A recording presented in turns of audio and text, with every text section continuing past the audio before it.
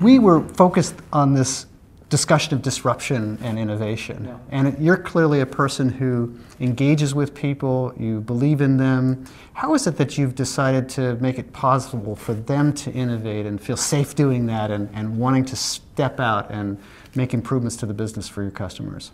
Well, I feel that, as I said, it depends on where the person is in their life cycle, in their career especially. So the guys who are the senior leaders, I find that the only way to trigger their innovative spirit and for them to be creative and risk-taking is for them to really align their personal purpose and professional purpose. We spend an inordinate amount of time, and sometimes people wonder why I invest so much personal time in it, trying to identify what gets you going, Mark, what really motivates you, what are your personal circumstances, what legacy you want to leave, what is your fingerprint. And then try and work really hard with them to align what we do as a business with what their personal purpose is. It's a bit of a long way to get there, but when it does, I think magic happens. And then people can be themselves. They don't need to come to work and fake it. Now, the same recipe applies even as you're in your early stages of your career, but then it's really about, here's an opportunity to leave the fingerprint on a large organization. Yes, it might not be a 20-person startup, but we're constantly transforming in the pockets of the business where we're incubating, where we're really a startup, where we're a challenger, and where you will make or break the business. And I think when people feel that they will make or break the business, they actually want to make it, right? And then the innovation happens. And I tell our product teams or other teams that we haven't fired a single person in this company for ever having launched a lousy product, right? We might move you off that product and put you onto something else, but you can take you can take a chance, and it won't go against you in your performance review and so on, as long as you've given your best shot. It takes time. I still think we have fear of failure. But as time passes and we keep playing this record back again, saying, look around you, nobody's been penalized. We've had actually people who failed at things, and because of other abilities they've had, have actually managed to succeed eventually in a project. Doesn't mean you can fail repeatedly, but failing occasionally is not a problem at all.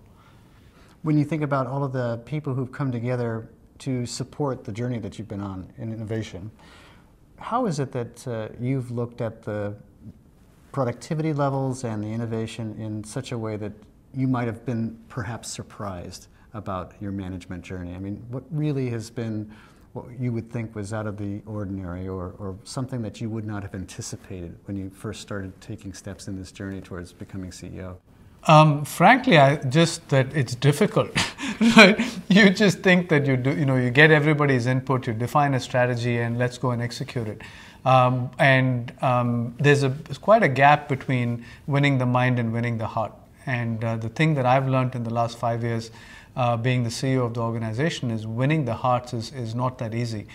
People test your authenticity, people test your grit, people test your commitment. They test whether you're waking up and coming to work every single morning, and are you delivering that message? And you can't tell people that. They need to see it, they need to feel it, they need to see it many times before they say, okay, now they're serious, let's follow and let's actually come together. So I think winning, earlier in my career, I used to just focus very heavily on winning the mind, all the constructive arguments, all the data points, all the customer research. But now my emphasis is much more on getting the passions fired up and really winning the heart. And that continues to be a journey for us. That's an exciting way to think about getting both sides of a person's life. That certainly seems to be the way you feel about the people who attended this conference and the partners who participate with Tata in so many different ways. Could you kind of characterize the kind of relationships you have here and what led you to want to do this? Well, an important element of our strategy, and I think it's an ethos, it's not really a strategy, is that partnerships really matter. And if you take partnerships and really break it down, it's relationships, right? It's relationship with your employees, it's relationship with your customers, and relationship with your partners. And most of us tend to think about business relationships in a slightly different way, or a very different way from our personal relationships. Personally, I don't believe in that at all. I think they're one and the same. The same principles that apply in your personal relationships apply in your business relationships. So you need to think long term. You need to think about, having skin in the game. You should not be maintaining a register of you do this and I'll do that. You can't do it at home. You can't do it with your loved ones, right? So there are periods when you give, the periods when they give, the periods when you receive, the periods when they receive. Not keeping tally is very tough in a business environment, right? Somehow you need to. Obviously, you don't want a completely lopsided equation. But you can't keep waking up every day and checking, what did you do for me? What did you do for me? And then I'll reciprocate. So that's something that we're trying to really work on, and identify partners where we shamelessly will have discussions on what is the value that we want to jointly create.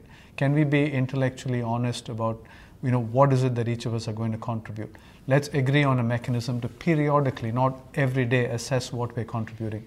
And let's not get overburdened by creating commercial, legal constructs and so on too early till we know how it's going to work out, right? It's not that easy to do because you don't always find partners who want to engage with you in the same way.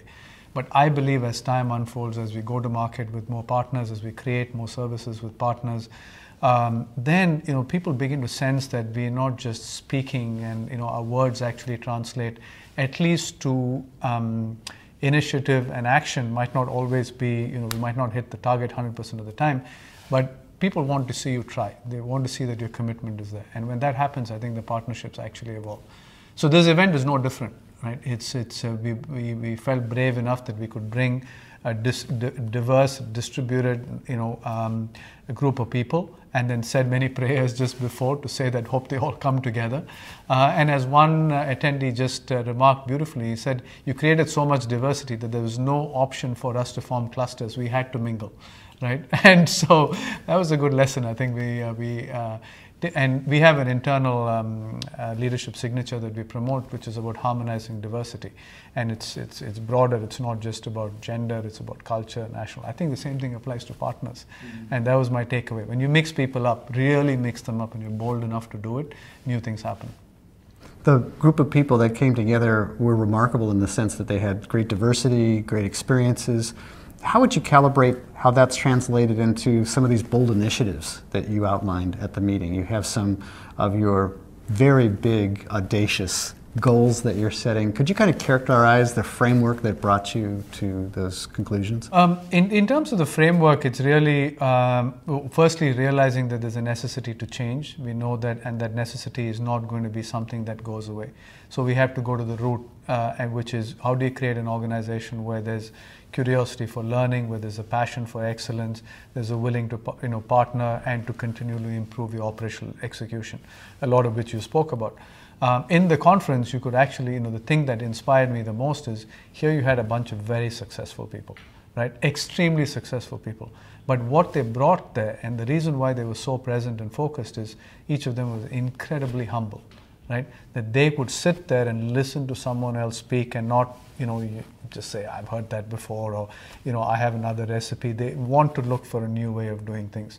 So I was just humbled and inspired by seeing all these successful people sitting there, paying rapt attention and taking things away, and not being blasé about it. That's always inspiring. And the framework is there, but it's really, I think, underlying it is the authenticity, the humility, the people willing to learn. And then there are things that big organizations do that are great, things that they do that suck. We can identify those. The mind can logically understand it, but I always go back to, do you viscerally feel it? Do you actually believe in it? Are you authentic about it?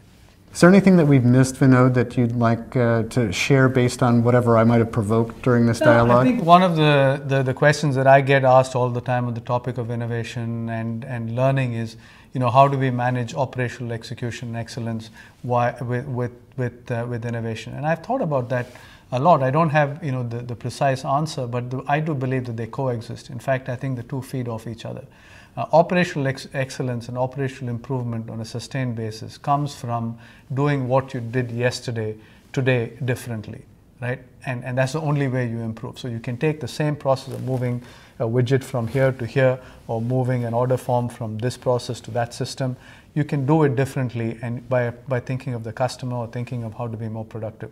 If you start doing that even with the mundane, I think automatically your brain starts opening its mind to doing new things, right? And it's all about doing new things. And so I think it's an excuse when you say that I'm too busy to innovate, or I'm too operationally oriented to create new services. For me, the two go hand in hand. And the ones who innovate and improve the operational execution are the ones who are also capable of innovating and delivering new services or new business models.